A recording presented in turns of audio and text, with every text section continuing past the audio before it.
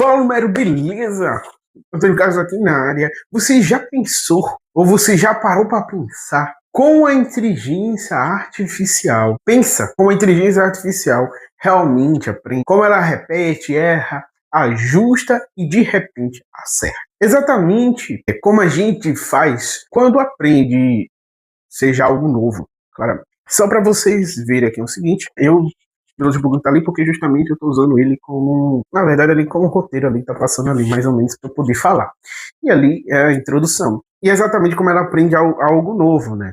Então, o tema de hoje, o que a gente vai chamar, na verdade, é uma matéria que eu estou estudando agora, uma disciplina, que é chamada de redes neurais conexionais, quer dizer, inteligência artificial conexionista, certo? E o que isso faz? Ela tenta imitar o cérebro humano, com alguma diferença. E com isso também diz muito sobre a forma como o humano aprende, esquece e cria também. Não é só sobre tecnologia, é sobre como aprender, como o aprendizado funciona dentro e fora da máquina. Então, com a primeira parte, o que eu achei bastante interessante, justamente quando o professor estava explicando sobre os atuais LLMs, que a gente fala uma coisa e repete, repete, e ela se torna cada vez, isso estou falando de um assunto específico, ela consegue trazer um resultado incrível. Eu vejo isso até nos antigos roteiros, ou quando faz uma descrição para título, para tudo, e às vezes ela acerta em muitos pontos. Então, as redes neurais artificiais nasceram inspiradas com os neurônios biológicos.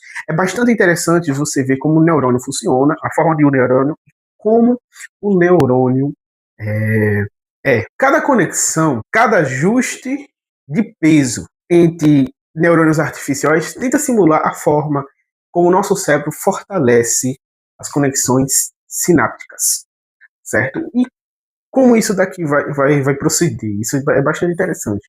Quando a gente erra e tenta de novo, o cérebro ajusta o caminho. E o mesmo acontece com a rede que faz com seus ajustes de parâmetros e ela aprende com o erro. E é o princípio de retropropagação. O famoso backpropagation.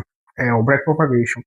É uma coisa que a gente vê, né? Porque ela aprende com o erro. E o curioso é que tanto o cérebro quanto as redes neurais, o erro é o professor silencioso, né? E isso, eu quero que vocês prestem mais atenção, é que é o seguinte, quando for fazer essas questões das redes neurais, neurônios, etc., se você aí está aí nesse exato momento, deixe o seu like, se inscreva, compartilhe, né? Eu estou fazendo isso à noite para testar como vai ficar sobre a iluminação, para testar outros vídeos e assim por diante, né? E a gente faz na questão da alta avaliação também, e talvez no próximo vídeo decorra mais sobre a questão mais humana, né? No próximo vídeo acho que vai ser mais um vlog aí do que outra coisa, são ideias. E não teve vídeo esses outros dias porque eu estava fazendo outras coisas e estudando também, e meio que um pausa. Isso eu já tinha explicado. O último vídeo deu bom. Valeu aí pelos comentários aí, viu? Tudo em cima aí é selva. Deus abençoe vocês. E não esqueça de comentar. Então, o que eu queria fazer é como as redes neurais pensam. E tem as LMPS, né, ou redes multicamadas. São as mais simples. Elas aprendem padrões gerais como o nosso instinto, mais ou menos, né? E vem como exemplo memorizar o que funciona e generaliza. E aí vai vir aqui as seguintes, né, que são essas múltiplas camadas, só que ela não consegue, se eu não me engano, isso daqui vai ter também no próximo. Deixa eu ver só. Tem as CNNs, né, que é as redes convolucionais, na verdade. E essas são como os nossos olhos. E elas observam, detectam formas, texturas e detalhes. Elas transformam pixel em percepção. E como o nosso cérebro faz quando enxerga um rosto. O que essa rede neural faz? Praticamente, isso é porque eu aprendi. Ela é a que faz a criação de imagens. Ela trabalha esse negócio de imagem. Essa daqui, as CNNs, elas são redes neurais que pegam mais a visão computacional, entendeu? Enquanto uma é mais generalista, a outra é a visão computacional pura. E são as RNNs, né, que as redes recorrentes, que são como a memória ativa. Elas lembram o que veio antes, entendem sequência, contexto, tempo, e assim que a IA consegue entender uma frase prever o clima ou reconhecer uma melodia. É praticamente como as nossas LLMs, na verdade. É um braço disso, que essa é a rede neural que trabalha com texto. E as GANs, que é GANs. As GANs são artistas da inteligência artificial. Eles aprendem criando, gerando coisas novas, misturando o real e o imaginário. E quase como o sonho humano, onde o cérebro combina memórias e emoções para criar algo novo.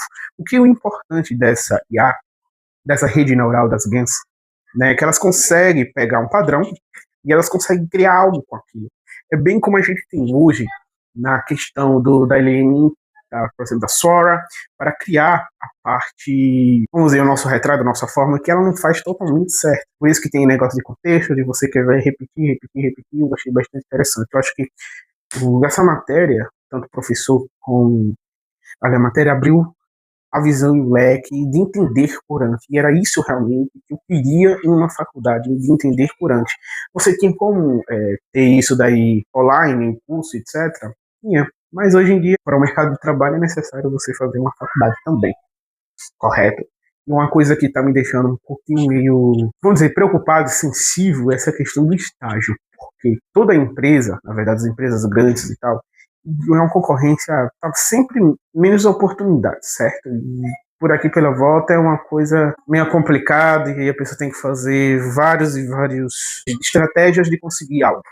E aí, o que eu queria trazer é o seguinte: a maioria das empresas ela pede 2 anos, e eu estou fazendo tecnólogo de 2 anos e meio, então eu só tenho 1 ano e meio praticamente, 1 ano e meio para terminar. E os estágios para conseguir são cada vez menos, e estágios assim, inteligência artificial, tá? Eu falei que a análise de dados era uma das opções, mas quanto mais eu me gabrar, assim, seja desenvolvimento, seja um Python com IA ou algo do tipo, né, eu também trabalho com essa questão da machine learning, que é o que a gente falou anteriormente, se você pegar as partes iniciais do vídeo, isso é praticamente o que o machine learning faz, que é a criação de modelos, etc., né, com a IA. Cientistas de dados também. Na neurociência e repetição, principalmente na neurociência, a gente aprende que o cérebro só entende de verdade quando repete com propósito. Cada repetição reforça uma conexão. E a IA faz o mesmo, ela treina milhares de vezes até ajustar seu peso e rede. O que mais ou menos nos traz? Quando você repete muitas vezes seu cérebro, se você fala, eu sou fracassado, eu não consigo, essas coisas, isso faz com que o seu cérebro entenda que isso é uma verdade, mesmo não sendo, entendeu? Então você reforça uma coisa que você não é, e você acaba acabando com sua autoestima, etc. Por isso que tem ou sua boca de bênçãos ou de maldição. Então nunca fale em vão sobre si mesmo ou sobre seu Deus. O teu Deus, né? Deus de Israel é o único, né? Yahoo de Vashu. Por isso, quando um professor fala que precisamos rodar várias vezes o mesmo modelo, ele está descrevendo exatamente o que acontece com o nosso cérebro quando estudamos um conteúdo difícil e a gente estuda várias vezes para isso manter na nossa cabeça. A repetição não é um fracasso. É aprendizado em tempo real, seja humano ou artificial. Então, a questão aqui, estou só migrando aqui, e aí fala sobre essa questão. É bastante importante entender. Eu estava falando, né, você está usando o LLM, você vai falando com ela, na intenção de ter algo bom para ela conseguir aprender. Aí, de repente, ela consegue dar tudo realmente que você pediu, seja contexto ou o prompt que você fez. Mas você tem que repetir várias vezes até ela calibrar ali, vamos dizer, em palavras óbvias ou, né, ou algo que a gente consegue assimilar, porque palavras e estudos como esse que a gente consegue assimilar melhor faz com que a gente tenha um aprendizado que antes era muito robusto, muito mais complexo, e a gente consegue melhorar nossa compreensão e aumentar também nossa compreensão dessa complexibilidade que encontramos em altas leituras, principalmente quando a gente vai estudar IA, engenharia de programação, computação, ciências de dados. Ele usando a inteligência artificial, mas aqui é um ponto que é mais interessante. A IA não é inteligência de verdade, ela simula inteligência baseada em padrões que nós mesmos ensinamos. Então a gente tem que entender que estão muito longe da AGI, por exemplo. Você vê que as grandes empresas aí já falam sobre isso. Eu digo assim, de estudos sobre blockchain, preservação, honra, verdade e liberdade. É bastante interessante ver como a gente pode criar soluções a qual deixa a gente mais protegido e seguro em locais ou países também que a liberdade é garantida também. Quando o ChatGPT ou o GPT-5 que responde, ele não está pensando, ele está reproduzindo padrões que aprendeu, tentando prever a próxima palavra com base em bilhões de exemplos. Mas isso é muito parecido com o que a gente faz. A maior parte das nossas decisões é padrão aprendido. Mas isso é muito mais parecido, é o que diferencia a IA e a consciência, a intenção por trás do aprendizado. E aí a gente vai chegar em uma conclusão desse coisa que eu não achei tão robusto isso, mas a IA justamente pegou algo do livro também dessa matéria, certo? O livro dessa matéria. E é bastante interessante que tem, por exemplo, a questão do Python Keras, né, das bibliotecas, né? O Keras, o TensorFlow que foi criado, desenvolvido pelo Google, né, o PyTorch e o Pandas, né? O NemPy, né, NemPy, esse é o nome dele, que o Pandas e o NemPy são, por exemplo, o Panda é o Perceptron, né, que são a biblioteca ligada mais à parte matemática. E o TensorFlow é usado para gerar esses modelos aí. Então, bem vários. Então, deu a entender sobre isso. Então, se você consegue entender, então se você quiser, na verdade, entender sobre a, entenda primeiro como o seu próprio cérebro aprende. Isso é importante para você mesmo. Creio que você vai pensar o seguinte, né? Por que toda inteligência artificial é, no fundo, um espelho do nosso próprio processo mental? Isso realmente. Quando a gente vê a posição dos neurônios, que tem os detritos, é quando vem a entrada dos dados, tem um corpo, corpo celular, se não me engano, né, que é onde vai processar esses dados, e vem os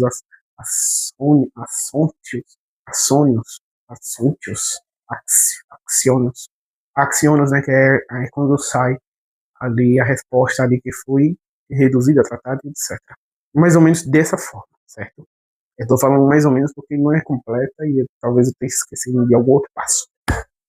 A diferença é que ela nunca se cansa. A gente não precisa descansar para refletir, mas talvez uma pausa seja exatamente o que nos mantém criativos.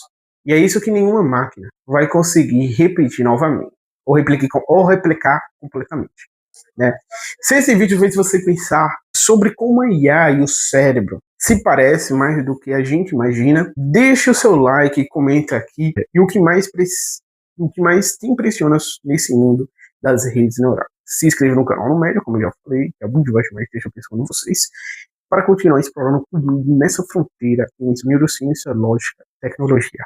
Eu acho que ele pegou um pouco o meu script ali, cara, o meu prompt ali de falar sobre a neurociência, e isso envezou o meu essa narrativa. Então, só para resumir aqui, né? MLP é a classificação geral, CNN é as imagens, né, guia computacional, RNN é a sequência e tempo, e GAN são geração de dados. Isso daí é só para resumir um pouco, né? E aí, então a questão dessa definição, na verdade, dessa explicação de RNNs, GANs, etc., são os tipos de redes neurais como a inteligência artificial atual, os LLMs também, creio eu, porque isso não acabei pesquisando para usar esses dados, que é necessário para ter o que a gente tem hoje, né, de LLMs de inteligências artificiais que estamos usando aí, esses modelos. O que eu quero chegar à conclusão com isso é que ainda existem muitos estudos e muitas coisas sobre que o mercado vai estar começando de novo a ter programadores também. Só que o negócio é o seguinte, cara, para nós que nós somos iniciantes, programadores, desenvolvedores de linguagem, seja Python, seja Java, seja C, C++, o JavaScript, a gente está numa iniciante, a gente está iniciando, querendo um estágio, porque o estágio é melhor para ter experiência profissional, ou você se tornar um júnior, e aí você tem que criar projetos, e aí tentar sorte. E aí o que eu faço com toda essa informação? Apenas pego essa informação e tento fazer o meu melhor para progredir os meus estudos e tentar fazer esses projetos darem certo. Espero que não tenha nenhuma áudio externo sobre tudo isso daí, porque eu vou gravar isso só uma vez e se eu achar ruim, eu vou cortar. Então é isso. Então, a inteligência artificial, por hoje, ela passa por todos esses processos. Se você entendeu alguma coisa ou não conseguiu entender totalmente, deixa aí no comentário também. Eu quero perceber se esse jeito, esse formato aí, que na verdade tudo é um teste, foi essencial. Valeu, fui, até a próxima.